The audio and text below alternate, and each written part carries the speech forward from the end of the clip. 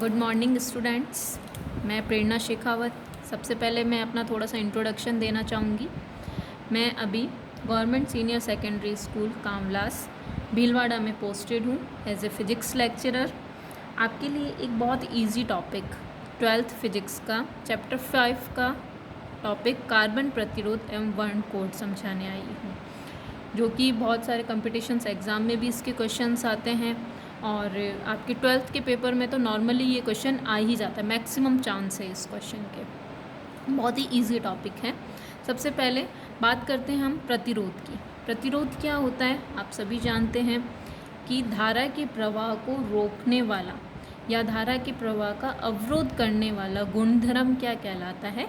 प्रतिरोध कहलाता है, जिसे अपन R से इंडिकेट करते हैं। ओके। फिर उसके बाद प्रतिरोध जो होते हैं वो दो टाइप्स के होते हैं, एक तो तार आबद्ध प्रतिरोध, एक कार्बन प्रतिरोध। ठीक है। तार आबद्ध प्रतिरोध जो है वो मिश्र धातुओं से बना हुआ होता है, जैसे मैग्नीन, नाइक्रोम, इन सब से। ये जो सारी धातुएं होती है इन पे ताप का प्रभाव जो रहता है वो नेग्लिजिबल रहता है, नगण्य एकदम मान सकते हैं आप उसको। इसलिए अगर हमें उच्च मान की प्रतिरोध चाहिए, अगर ये प्रतिरोध की जो वैल्यू है बहुत हाई चाहिए अपने को, तो अपने को क्या करना पड़ेगा? तार की लंबाई को बढ़ाना पड़ेगा, जो कि क्या रहता है हमारे लिए बहुत असुविधाजनक रहता है। इसलिए जो तार आबद्ध प्रतिरोध है इनका उपयोग मैक्सिमम नहीं किया जाता है। फिर second types of resistance carbon प्रतिरोध। कार्बन प्रतिरोध जो होते हैं वो कार्बन के बने हुए होते हैं। अब इसलिए इन्हीं प्रतिरोध, और ये प्रतिरोध जो हैं सस्ते भी होते हैं और इजीली अवेलेबल भी हो जाते हैं, इसलिए हम क्या करते हैं? कार्बन प्रतिरोध का उपयोग करते हैं। आगे बात आपको क्लियर? पहली बात हमने की कि प्रतिरोध क्या होते हैं, उसके बाद इनके टाइप्स और कौन सा हम यहाँ यूज़ में लेते हैं। कोई भी इलेक्ट्रिक जो है उन चीज़ों में सब में कौन सा प्रतिरोध काम में आएगा? कार्बन प्रतिरोध काम में आएगा। क्यों काम में आएगा? इजीली इनका मान जो है वो बहुत इजीली हम बढ़ा सकते हैं। दूसरी चीज़, ये सस्ते भी होते हैं और छोटे भी रहते हैं। ठीक है। अब इनका जो मान होता है, आप प्रतिरोध लेने जाएंगे, रेजिस्टेंस लेने जाएंगे, तो आपको उसकी एक वैल्यू बतानी पड़ेगी कि इसकी वैल्यू कितनी है। वो वैल्यू जो होती है कि भाई इस ओम का प्रतिरोध हमें चाहिए, तो वो ओम का प्रतिरोध किससे इंडिकेट होता है? कलर कोड से। कलर कोड क्यों? जो प्रतिरोध रहता है, मैं आपको एक बार बता देती हूँ, इस टाइप का रहता है। ये बेलनाकार रहता है। बेलनाकार प्रतिरोध में ये 4 पट्टियाँ लगी हुई होती है। इन 4 पट्टियों में कलर रहते हैं, इन कलर्स की वैल्यू रहती है। तो आप जब लेके जाते हैं तो इस तरीके से, जैसे ये इस वैल्यू का लेके गए, तो आप ये वैल्यू लेके जाएंगे और आपको फिर वो प्रतिरोध दिया जाएगा। ऐसे ही सब प्रतिरोध की वैल्यू होती है। अब वो वैल्यू किस तरीके से हम निकालते हैं वो अब यहाँ सीखेंगे। Colour code. कलर कोड निकालने के लिए कलर्स जो होते हैं वो एक सीरीज़ में लगे हुए होते हैं। आपको उसी क्रम में उनको याद रखना होता है, क्योंकि उसी के अकॉर्डिंग उनकी वैल्यू रहती है। वो सीरीज़ क्या रहती है? एक शॉर्टकट फॉर्म बनाया गया है जिससे आप इजीली उस सीरीज़ को याद कर सकते हैं। वो है B Roy, Great Britain, very good wife. मैं फिर से रिपीट कर देती हूँ। B Roy, Great Britain, very good wife. ये मैंने भी लाइन 12th क्लास में याद की थी। बहुत इजी लाइन है, इसलिए मुझे अभी तक ये लाइन याद है। तो मैं आपसे भी ये एक्सपेक्ट करूँगी कि आप इसी लाइन के थ्रू इन कलर कोड को याद रखें, क्योंकि अगर आप इस तरीके से याद रखेंगे ब्लैक, ब्राउन, रेड, ऑरेंज, तो हो सकता है थोड़ा सा ऊपर नीचे आपको अगर याद नहीं रहे तो आप 4th पे ऑरेंज को लेके, 3rd पे इसको ले, मतलब कैसे भी आप अगर इधर उधर कर देंगे तो उसकी वैल्यू जो होती है वो पूरी चेंज हो जाती है। और वैल्यू चेंज होते ही ये जो मान है ये पूरा चेंज हो जाएगा। इसलिए सबसे इम्पॉर्टेंट है आपको इस सीरीज़ में याद रखना, क्योंकि इनका जो मान है वो इसी पे ही डिपेंड है। अब इनका मीनिंग बता देती हूँ मैं आपको। बी का मतलब होता है black, first B. Okay. Second B का मतलब होता है ब्राउन। थर्ड बी का मतलब होता है रेड। ओ का मतलब ऑरेंज। वाई का मतलब येलो। जी का मतलब ग्रीन। ब्रिटेन का मतलब होता है ब्लू, वी का मतलब वायलेट बैंगनी कलर, इस जी का मतलब होता है ग्रे। ठीक है, ध्यान रखना यहाँ ग्रीन, इस जी का मतलब ग्रीन है और यहाँ इस जी का मतलब ग्रे, धूसर जो कलर होता है। यहाँ डब्लू का मतलब होता है white.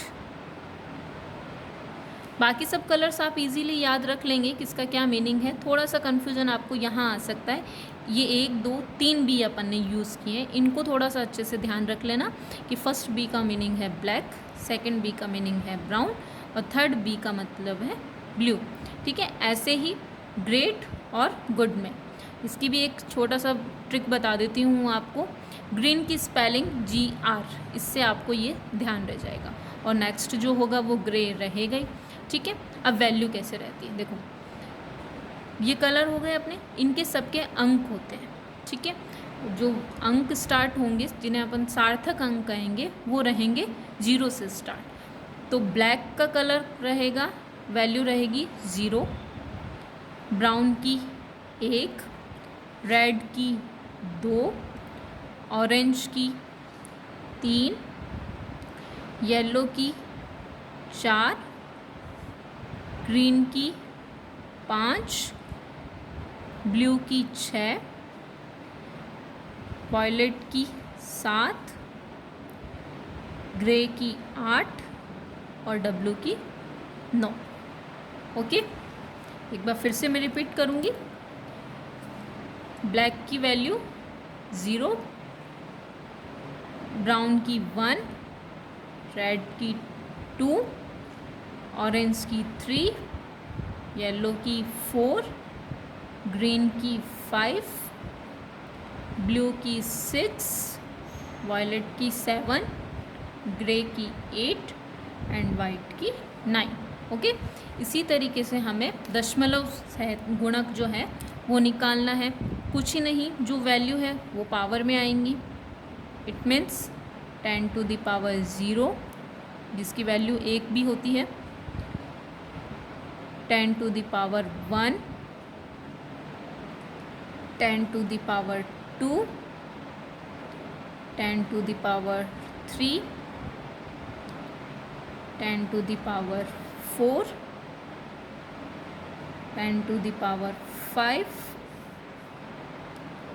10 to the power 6, 10 to the power 7, 10 to the power 8 and 10 to the power 9।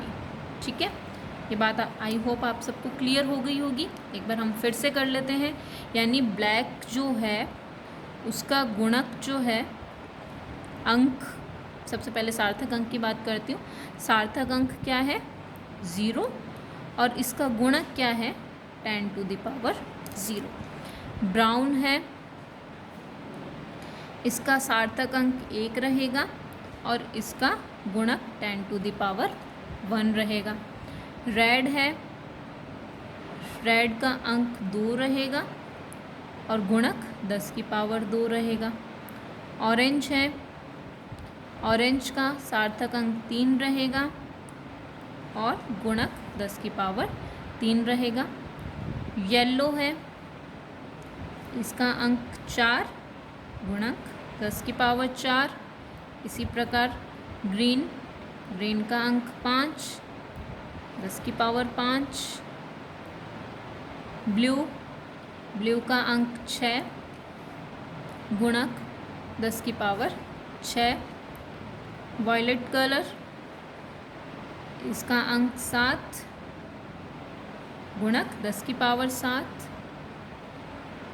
Grey अंक 8, गुणक 10 की पावर 8।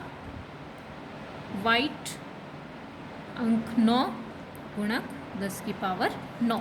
ठीक है, अब जैसे कलर आपके पास में आता है येलो, तो उसका सार्थक अंक क्या रहेगा 4। ठीक है, और आपके पास अगर उसका गुणक लिखना हो आपको तो आप लिखेंगे 10 की पावर 4। ये बात आपको क्लियर हो गई। दूसरी चीज़ इसी कलर कोड के साथ में लिखी होती है सहता। ठीक है, सहता में 3 है, सुनहरा, चांदी रंग का और वर्णहीन, ठीक है, यानी परसेंटेज। तो गोल्डन कलर, इसकी एक शॉर्ट ट्रिक इसकी भी कलर की बता देती हूँ मैं आपको, कि आप कोई भी चीज़ लेने जाएंगे, ठीक है, या फिर यूँ मानिए मैंने आपके सामने 3 चीज़ रखी हुई हैं, एक गोल्डन कलर की है, एक सिल्वर है और एक कलरलेस है, ठीक है। तो आप तीनों में से कौन सी सबसे पहले लेनी पसंद करेंगे? ऑब्वियस है गोल्डन ही लेना पसंद करेंगे। उसके बाद कौन सी लेनी पसंद करेंगे? अगर मैं गोल्डन का ऑप्शन हटा दूँ तो ऑब्वियस है आप सिल्वर लेना पसंद करेंगे। थर्ड ऑप्शन आपके पास में रहेगा वर्णहीन कलरलेस। तो इसको इस सीरीज़ में आप याद करेंगे, ठीक है। तो जो गोल्डन कलर है इसकी जो सहायता परसेंटेज रहती है वो रहती है 5%, चांदी जैसे रंग की रहती है 10% और इसकी रहती है 20%, ओके। इन दो का गुणक भी रहेगा, इसका रहेगा 10 की पावर -1 और इसका रहेगा 10 की पावर -2, ठीक है। इतना आपको ध्यान रखना है। आई होप ये इतना आपको क्लियर हो गया होगा। तो हम टॉपिक को आगे बढ़ाते हैं, आगे चलते हैं। ये अब देखिए किस तरीके से आपको कलर कोड बनाना है। ये है अपने पास में कार्बन प्रतिरोध, इस तरीके से रहता है। ये रहती है अपनी संयोजक लीड, जहाँ से अपन बाह्य परिपथ में इनको जोड़ते हैं, ये प्रतिरोध को। 4 पट्टियाँ रहती है, मीन्स 4 कलर रहते हैं, first, second, third and fourth, ठीक है। पहले जो 2 कलर होते हैं, फर्स्ट और सेकंड पट्टी, वहाँ क्या लिखे जाते हैं? दोनों के सार्थक अंक एक साथ लिखे जाते हैं, ठीक है। फिर जो थर्ड पट्टी रहती है उसमें लिखा जाता है उस कलर का गुणक, बीच में गुणा का निशान लगेगा और फिर लिखा जाएगा उसका गुणक। फिर ओम का निशान, ओम आपको पता ही है मात्रक प्रतिरोध का, बीच में प्लस माइनस, फिर सहता यानी चौथे कलर की आपको लिखना है परसेंटेज। आ गई बात समझ में आपको? फिर से रिपीट कर देती हूँ एक बार। फर्स्ट और सेकंड कलर के जो अंक हैं उन्हें एक साथ लिखेंगे। मान लीजिए अपने पास में कलर है, यूँ मान लीजिए फर्स्ट में लिखा हुआ है रेड और सेकंड में लिखा है ऑरेंज, तो आप एक साथ लिखोगे 2 और 3, ठीक है। ऐसे थर्ड पॉइंट उसका गुणक 10 टू द पावर 1, 2 जो भी आपका है कलर के अकॉर्डिंग आप वो गुणक लिखेंगे। थर्ड में आप लिखेंगे उसका परसेंटेज, यानी सहायता दी हुई होगी, यहाँ आपको दिया हुआ होगा चांदी जैसा रंग, सुनहरा, कुछ भी जो भी कलर दिया हुआ है उसके अकॉर्डिंग आप उसकी परसेंटेज लिखेंगे। एक ऐसी कंडीशन भी हो सकती है कि इस फोर्थ पट्टी में कोई कलर नहीं दिया हुआ, ठीक है। जो अपन सुनहरा कलर ये ले रहे हैं, हो सकता है कि ये कलर नहीं दिया हुआ, तो आप क्या करेंगे? यदि फोर्थ पट्टी में कलर नहीं दिया गया है तो आप उसकी परसेंटेज 20% लिखेंगे। ये बात ध्यान रखिएगा कि अगर कलर नहीं दिया हुआ है फोर्थ पे तो आप उसकी परसेंटेज क्या लिखेंगे? 20% लिखेंगे। अब चलो इसी बात को हम एग्जाम्पल से समझ लेते हैं। ये अपने को दिया हुआ है कलर कोड, ठीक है। कौन सा कलर दिया हुआ है? फर्स्ट पट्टी ये है हमारी, ये फर्स्ट पट्टी, ठीक है। फर्स्ट पट्टी में येलो कलर, तब आपने जो लिस्ट बनाई है आप उस येलो कलर पे, येलो कलर का नंबर देखिए, येलो कलर का नंबर है 4, ओके। तो यहाँ हम क्या लिखेंगे? फर्स्ट पट्टी यानी येलो 4। दूसरी पट्टी है हमारी ये वाली सेकंड, यहाँ पे भी सार्थक अंक ही लिखना है, मैंने बताया जैसे पहले और दूसरे दोनों के सार्थक अंक ही आएंगे। सेकंड पट्टी ग्रीन, हरा, अब हरे का अंक देखिए आप, ये हुआ हमारे पास में ग्रीन, ग्रीन का कलर है हमारे पास में 5। तो अब यहाँ क्या लिखेंगे हम? 5, 4, 5। उसके बाद आपको क्या करना है?